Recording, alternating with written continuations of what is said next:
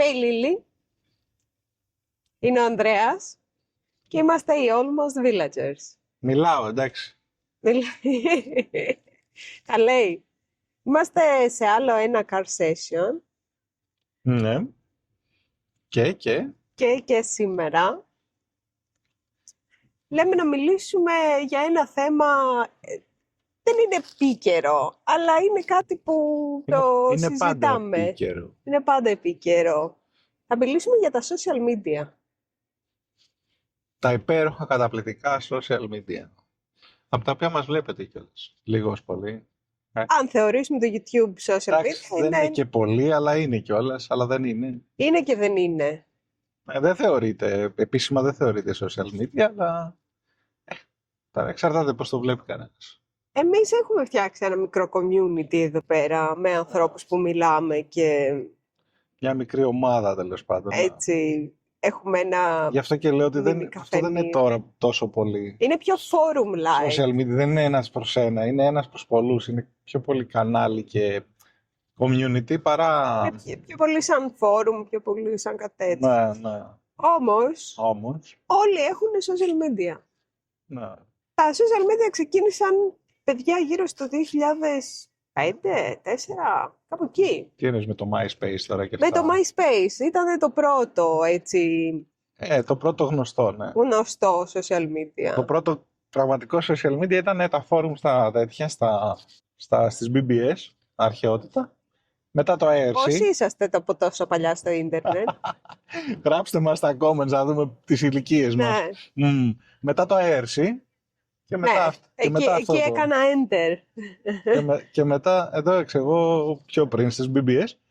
Καλά, εσύ είσαι πριν το ίντερνετ. Πριν το ίντερνετ, ακριβώς, ναι. Αρχαίο. Αλλά εντάξει, ήταν και το ενδιαφέρον μου τέτοιο. Εντάξει, δεν ήμουν τόσο μεγάλος, αλλά... Δεν είναι τόσο μεγάλος. Δεν είναι πιτσιρικάς, αλλά δεν είναι και τόσο μεγάλος. Το νιάτο, σας παρακαλώ. Με προσβάλλετε. Μικροδείχνει ο Ανδρέας, η αλήθεια είναι. Δεν τον κάνει κανένα στην ηλικία του. Από το MySpace, το οποίο γενικά δεν το... Ήταν μόνο για τους early adopters, για αυτούς που τέλος πάντων δοκιμάζανε τα καινούργια πράγματα έτσι, σε πιο μαζικό επίπεδο. Και μετά περάσαμε στην εποχή του Facebook, που όταν ξεκίνησε το Facebook, ξεκίνησε για τους φοιτητές στην ουσία. Δημιουργήθηκε μέσα στο Harvard. Ναι. Και ήταν σαν yearbook, σαν αυτά τα βιβλία που βγάζουν τα σχολεία και τα πανεπιστήμια με τους φοιτητές κτλ. Κοίτα εδώ, μαζεύουν την ελιά. Μαζεύουν την ελιά, παρεπιπτόντως. Και πολύ καλά κάνουνε. Θα τη μαζεύουν για αρκετό καιρό ακόμα. Θα το δούμε. Μέχρι Φλεβάρι. Είναι και πολλές εδώ στην περιοχή μας. Είμαστε στη Μεσσηνία, για όσους δεν ξέρουν. Ναι, βασικά όσοι μας βλέπετε πρώτη φορά, είμαστε ένα ζευγάρι, ο Ανδρέας και η Λίλη. Η Λίλη και ο Ανδρέας. Αποφασίσαμε να αφήσουμε την Αθήνα και να έρθουμε εδώ στη Μεσσηνία. Καταγωγή δεν έχουμε τίποτα. Απλά μας άρεσε η περιοχή και να μείνουμε εδώ μόνιμα. Εγκαταλείψουμε την Αθήνα. Το πρώτερο βίο μας. Ναι. Τη θορυβόδη ζωή μας. Λίγο προετοιμασμένα, λίγο απροετοίμαστα. Εντάξει, όπως θέλει το βλέπει ο καθένας. Δεν ήμασταν και τέλεια προετοιμασμένοι, δηλαδή ξέροντας αυτά που ξέρουμε τώρα, και γι' αυτό κάπως είπαμε μήπως να κάνουμε και αυτό το κανάλι, έτσι, για να ενημερωθεί και ο κόσμος που τον ενδιαφέρει κάτι τέτοιο, να δει και εμάς αν σας αρέσει. Εδώ πέρα. Θα δώσουμε και στο μέλλον και άλλο content που έχει να κάνει με τη κησή μας και πράγματα που έτσι συναντήσαμε εδώ. Απλά πρέπει να έχουμε και κάποια εμπειρία. Έχουμε ήδη κάποιο περιεχόμενο το οποίο είναι για αυτό. Πάμε πίσω στο θέμα μας. Παρεκκλίνουμε.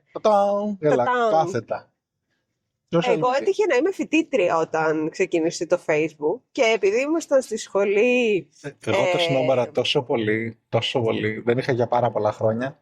Και άνοιξα ένα, έτσι τώρα τα λέω έτσι γρήγορα, και άνοιξα ένα κάποια στιγμή όταν όλα τα παιχνιδάκια που ήταν στο κινητό θέλανε κάποιο είδους login για να πάρεις τα αστεράκια, φρουτάκια, διαμαντάκια, τι βλακίες ήταν αυτό, και έπρεπε να στείλεις στους φίλους σου. Και τότε άνοιξα ένα λογαριασμό στο Facebook. Μέχρι τότε νομίζω είχα έναν από τότε που φτιάχτηκε, τον οποίο όμως μετά από 2 χρόνια τον έκλεισα, γιατί ήταν η εποχή που αρχίσαν και μπαίναν όλοι και μετά Και ο Ανδρέας ήθελε να βγει την ώρα που μπαίνανε. Ναι, δεν μπορώ πολύ κόσμο, δεν μπορώ την πολυκοσμία, γι' αυτό ήρθαμε και προς τα εδώ κιόλας, για μένα τουλάχιστον.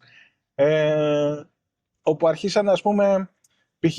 σε έβρισκε η Τέο σου στο Facebook και άρχισε και σου στέλνε μηνύματα και μετά ήταν, ξέρω εγώ, η ζήλια από την τωρινή σου σχέση.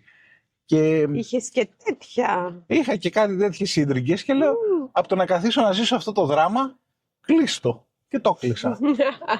Και μετά είχα αυτό το account που ήταν άσχετο πράγμα, άσχετο όνομα κτλ. Απλώς για να αλλάζουμε φρουτάκια και. Για να παίζεις τα Candy Crush και τα λοιπά. Όχι, ήταν πριν το Candy Crush. Τώρα δεν θυμάμαι καν τι παιχνίδι ήταν. Αλλά κάτι τέτοιο αντίστοιχο τώρα δεν θυμάμαι. Παιχνιδιάρης. Ναι. Εγώ ξεκίνησα λοιπόν την περίοδο που άνοιξε και μεταβήκαμε. Βασικά είχαμε παράλληλα Facebook και MySpace. Γιατί εγώ social biz εδώ πέρα, κοινωνικό on, μου άρεσε πάρα πολύ να είμαι ανάμεσα σε κόσμο και να μιλάω και online. Είχα και ένα θέμα, ήμουν μικρότερη, αρκετά πιο ντροπαλή. Οπότε η επικοινωνία μέσω μιας οθόνης με βοηθούσε στο να έχω το χρόνο να σκεφτώ και να εκφραστώ. Πρέπει να δείξει τον κόσμο το τοπίο που βλέπουμε. Συγγνώμη, πρέπει να σας δείξω κάτι που βλέπουμε. Είναι Πάτα σημαντικό το τέτοιο. να το μοιραστούμε μαζί σας.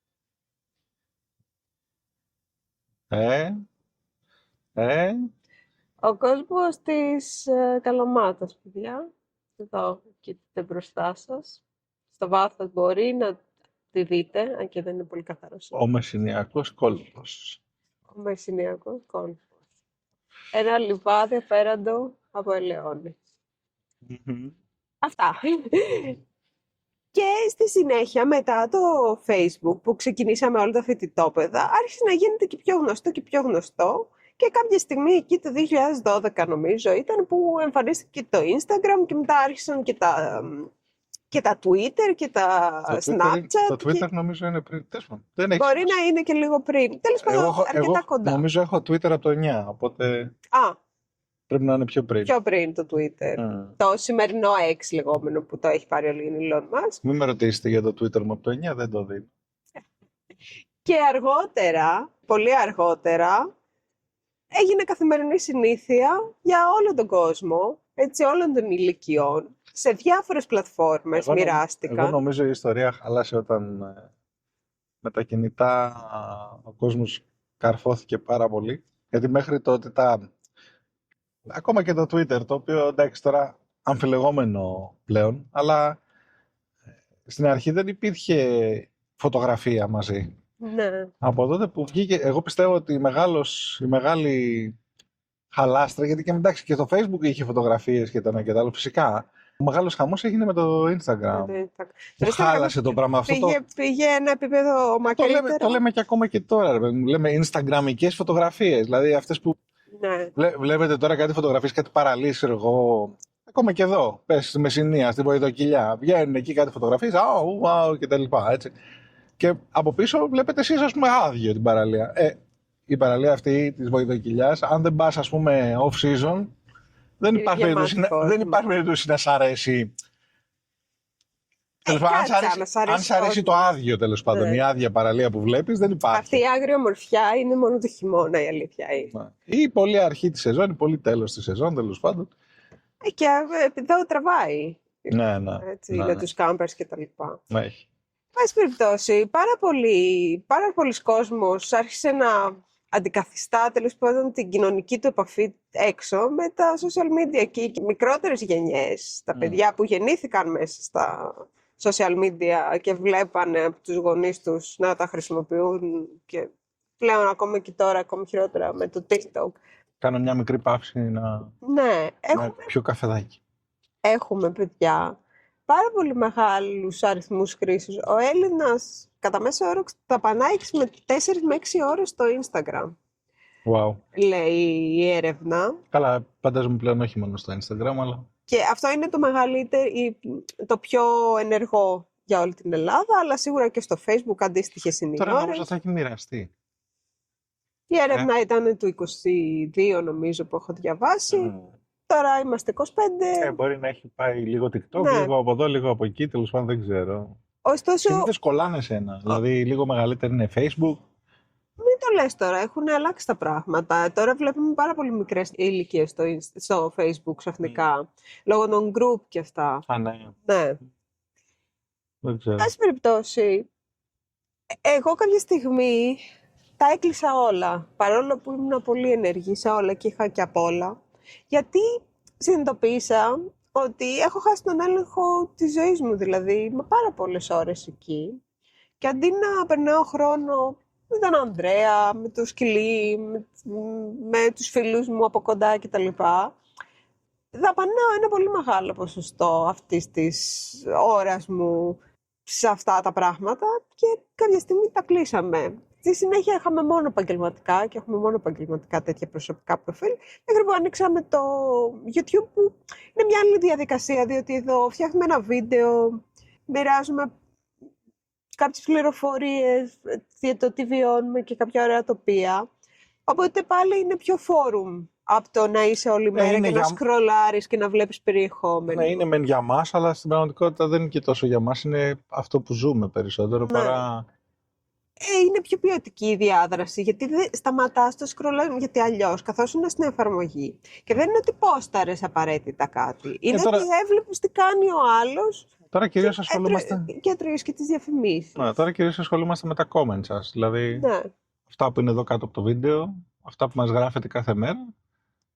Και σας γνωρίζουμε και καλύτερα. Και σας γνωρίζουμε και καλύτερα, ναι. Τώρα, σε ό,τι φορά το YouTube, που είναι κάτι πολύ συγκεκριμένο, για μας είναι ένα μέσο διασκέδασης, διασκέδασης, ναι. Έχουμε αντικαταστήσει τη συστημική τηλεόραση με το YouTube. Βλέπουμε πάρα πολύ. Βλέπουμε διάφορα πράγματα. Ναι, δεν βλέπουμε γραμμική τηλεόραση σχεδόν καθόλου. Είναι 2 εκπομπές το χρόνο περίπου που έτσι ψιλοχαζεύουμε, παρακολουθούμε. Πιθανόν να τις παρακολουθήσουμε και μαζί με κάποιο τρόπο. Θα δούμε αν θα τα καταφέρουμε αυτό. Ναι. Αλλά... Ναι. Και τις ειδήσεις μας και τη διασκέδασή μας και την ενημέρωσή μας. Παίρνουμε κομμάτια, όλα αυτά. Όλα από το YouTube. Όλα στο YouTube. Ναι, δηλαδή η τηλεόραση μας στο σπίτι παίζει 98% θα έλεγα του χρόνου. Ναι. YouTube. Και μετά πολύ λίγο κάποια συνδρομητική που θα ανοίξουμε για να δούμε κάτι πολύ συγκεκριμένο. Ναι, μπορεί να ανοίξουμε ένα μήνα, ξέρω εγώ, το Disney Plus, ένα μήνα το Netflix, να δούμε. Και το ωραίο που βλέπουμε, το Only Murders in the Building. Ναι. Μας αρέσει πολύ. Αυτό είναι στο Disney Plus. Στο Disney Plus, ναι. Έτσι λοιπόν, αυτή είναι η διασκέδασή μας και αυτό το λόγο χρησιμοποιήσαμε κι εμείς σαν πλατφόρμα επικοινωνίας με όλους εσάς στο YouTube. Εσείς πού μας βλέπετε καταρχάς? Μας βλέπετε από την τηλεόραση, όπως βλέπουμε εμείς YouTube, μας βλέπετε από κινητό, από υπολογιστή? Πώς, ποια είναι η σχέση σας? Ναι. Και ποια είναι και η σχέση σας με τα social media? Νιώθετε ότι σας τρώνε χρόνο από την καθημερινότητα σας και από άλλα σημαντικά πράγματα? Και τι γίνεται και με τα παιδιά? Γιατί η νέα γενιά είναι αυτό είναι νομίζω το πιο δυσάρεστο. Είναι λίγο εγκλωβισμένη σε αυτό. Όχι ότι δεν χάνει ο μεγαλύτερος κόσμος πάρα πολύ χρόνο σε αυτά τα social media, αλλά για τα παιδιά ειδικά νομίζω ότι υπάρχει και μια παραποίηση της πραγματικότητας. Γιατί εμείς οι λίγο μεγαλύτεροι έχουμε γνωρίσει και τα παιχνίδια στην αλάνα που αμολιόμασταν όλα τα παιδιά σε μια αλάνα και παίζαμε όλοι μαζί. Είχαμε τις πλατείες, δεν είχαμε τα κινητά καθόλου τότε. Δηλαδή, και ειδικά στην εφηβεία και πιο μετά που βγαίναμε με τις παρέες μας, πηγαίναμε βόλτες. Ναι, που έλεγε στον άλλον 6 ώρα στην πλατεία. Ναι. Ήσουνα στην πλατεία σε 6 ώρα, πήγαινες βόλτα. Δεν ήσουνα στην πλατεία. Άντε να περίμενε μέχρι τις 6 και 4 ο άλλος.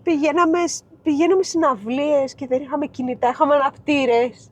Τώρα είναι η συναυλία, τη βλέπεις μέσα από την οθόνη. Ναι, γιατί για να την κινηματογραφήσεις, για ποιο λόγο? Για να την ποστάρεις μετά? Για να δείξεις ότι κάτι έκανες. Ότι πήγες. Εντάξει, βγάλε μια φωτογραφία ότι πήγες, ρε παιδί, μα θες να δηλώσεις που ήσουνα. Αλλά γιατί... Βγάλε μια φωτογραφία με τους φίλους σου προς την αρένα την ώρα που παίζει η συναυλία. Κράτα αυτή τη φωτογραφία και ζήσει την εμπειρία. Απόλαυσε τη μουσική, ας πούμε, αυτό που συμβαίνει. Χόρεψε, ό,τι είναι, τέλος πάντων, της αρέσει. Δηλαδή. Ναι. Δεν ξέρω, εντάξει, τώρα, όχι ότι δεν κάνει να το σχολιάζουμε κιόλας, ότι λες και εμείς ξέρουμε, αλλά τέλος πάντων νομίζω ότι η ποιότητα, δηλαδή οι στιγμές, από αυτό είναι. Κάποιοι πάνε, ξέρω εγώ, ταξίδια και βγάζουν, εγώ τουλάχιστον, για μένα είναι πολύ περίεργο. Εγώ δεν έχω, είμαι anti-social θα έλεγα, αλλά... Εγώ δεν είναι γιατί είσαι εσωστρεφής. Μπορεί, ναι, αλλά Δεν πάω διακοπές και αρχίζω και βγάζω φωτογραφίες. Ζω αυτό που ζω εκείνη τη στιγμή, θυμάμαι ό,τι θυμάμαι. Τελείωσε. Εντάξει, τώρα να τραβήξω και 2 φωτογραφίες. Τράβα και 2 φωτογραφίες για το Εντάξει, Alzheimer, ρε παιδί μου. Ναι, υπάρχει. Ωραία, ευχαριστώ.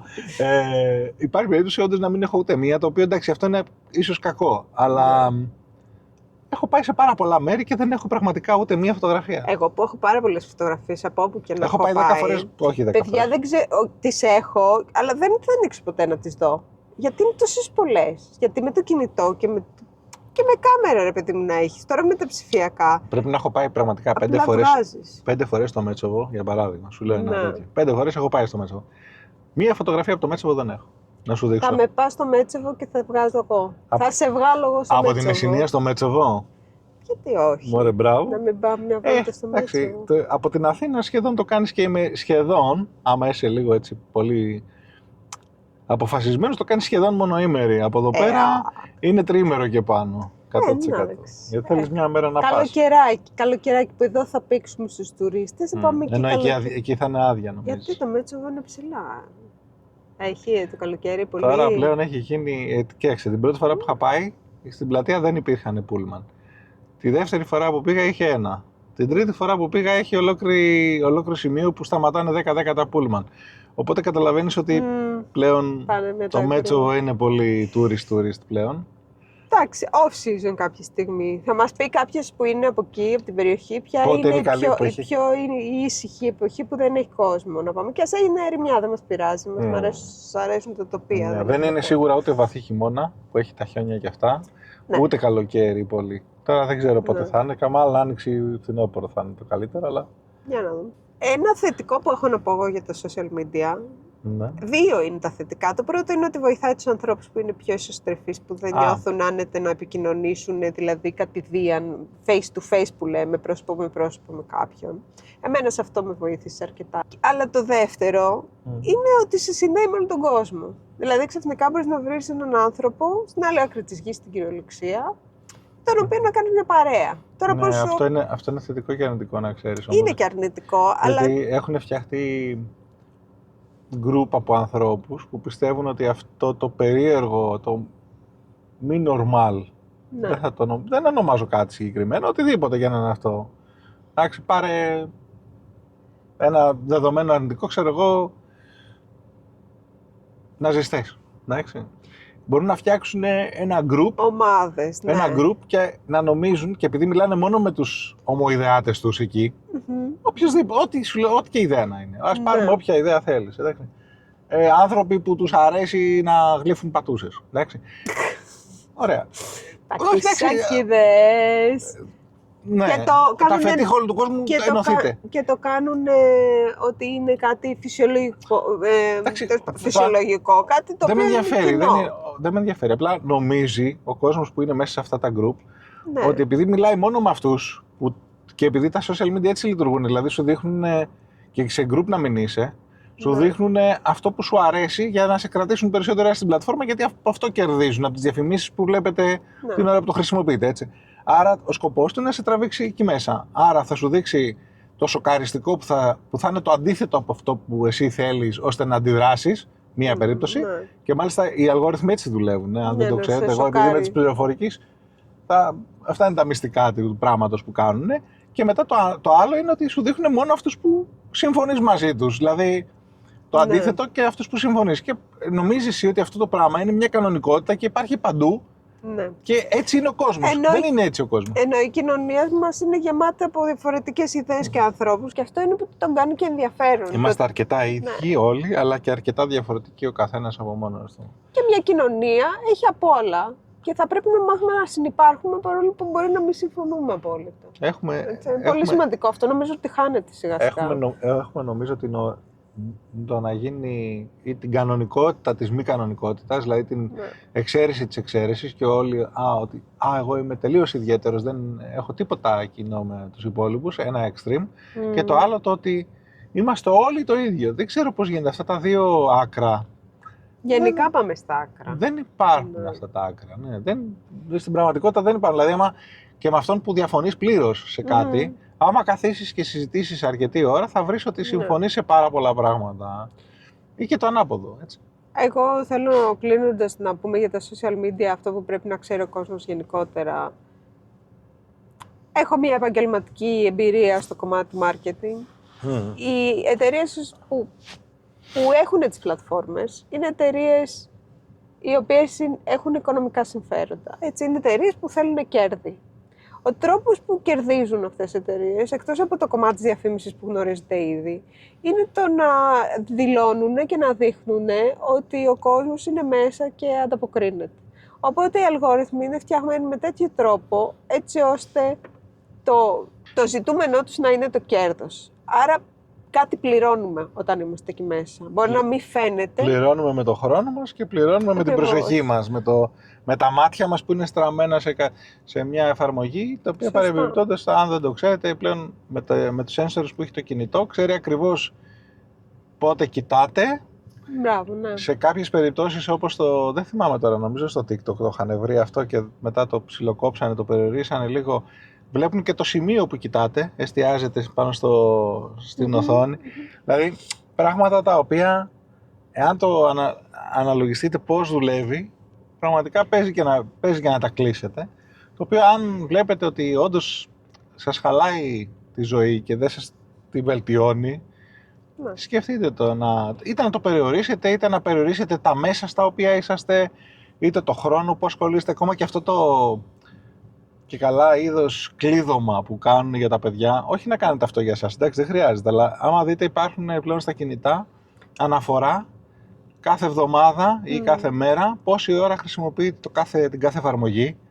Δείτε το και αποφασίστε συνειδητά αν αυτό το πράγμα το θέλετε. Ναι. Αν το θέλετε, όλα καλά, δεν καθίστε όσες ώρες θέλετε. Αν το θέλετε πραγματικά, αν σας χαροποιεί. Αλλά αν έχετε καταλάβει ότι έχετε ξεφύγει, μήπως να το... Νομίζω το μυστικό είναι στην ισορροπία. Ναι. Δεν είναι ότι μπορούμε ή ότι θα τα πετάξουμε όλα ή ότι πλέον η ζωή μας έχει αλλάξει. You can't go back. Δεν μπορείς να πεις σαν να μην υπήρχαν. Ούτε να πεις τα παιδιά δεν το χρησιμοποιούν. Τα παιδιά βλέπουν τους μεγάλους τι κάνουν και αντιγράφουν παιδιά. Άμα θέλετε το παιδί σας να έχει λιγότερη χρήση κινητού ή τέτοιο, μια καλή λύση είναι να βλέπει και εσάς ότι κάπου βάζετε φρένο στη χρήση. Ναι, για παράδειγμα, στο οικογενειακό τραπέζι, όχι κινητά. Ναι. Μία ώρα την ημέρα που είναι η οικογένεια μαζί, όχι κινητά. Πιάνετε το εσείς όταν τα παιδιά πέφτουν για ύπνο, δεν χρειάζεται μπροστά τους, γιατί αυτά αντιγράφουν. Δηλαδή, πάντα μου έλεγε η μάνα μου, δεν μ' ακούς, τι σου λέω. Και της λέω, εγώ δεν σε ακούω, σε βλέπω τι κάνεις. Γιατί μου λες πράγματα, αλλά μετά δεν κάνεις και τα ίδια, καταλαβες. Οπότε εγώ βλέπω γιατί είμαι χαζή εγώ να κάνω αυτό που μου λες. Από πού μαθαίνεις. Ναι, έτσι. Είναι λίγο βασικά αυτά τα πράγματα. Και τέλος πάντων, τι να πω. Απαγορεύονται σιγά σιγά στα σχολεία, κάτι πράγματα κάνουν, κάτι προσπαθεί να κάνει λίγο η κοινωνία.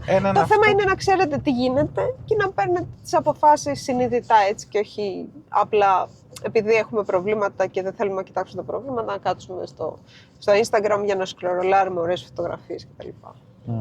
Και ζωές που είναι παιδιά δεν. Αετός. Αετός! Δεν ξέρω αν φαίνεται. Κάθεται σταθερό τώρα, έχει κάτι στα μπάρι αυτό, καταλάβεις. Έχουμε πάρα πολλούς αετούς, δεν θέλει. Και είχαμε πετύχει και έναν που πέταξε μέσα από μια ελιά. Γίνεται, εντάξει. Δεν φαίνεται. Εύχομαι να φανεί. Εντάξει. Εδώ η φύση μας συγκλονίζει, είναι ωραία πράγματα. Δεν είμαστε και πολύ συνηθισμένοι, οπότε μας κάνουν... Εντάξει, συνηθισμένοι. Όσο είναι όλοι που κάναν διακοπές κάπου. Για μένα είναι eye candy εδώ πέρα, εδώ γεμίζει το μάτι μου. Ανοίγει ορίζοντας, τέλος πάντων. Ναι, έχει μια διαφορά, η αλήθεια είναι. Η φύση είναι το κάτι άλλο. Τέλος πάντων. Λοιπόν, αυτά για σήμερα. Αυτά για σήμερα. Πείτε μας στα σχόλια τι σας απασχολεί σχετικά με τα social media. Τι είναι αυτά που ξέρετε, τι είναι αυτά που δεν έχετε ξανακούσει σχετικά με αυτά. Μήπως και σας δώσουμε περισσότερες πληροφορίες, γιατί εκεί έχουμε κάποιο background, δηλαδή ξέρουμε κάτι από την επαγγελματική μας φύση και ο Ανδρέας με την πληροφορική και εγώ με το marketing. Που μπορούμε τέλος πάντων να σας δώσουμε και κάποιες πληροφορίες που ενδεχομένως να μην έχετε ακούσει ως τώρα, ή να μην έχετε φανταστεί. Και θα τα πούμε στο επόμενο. Γεια σας! Γεια!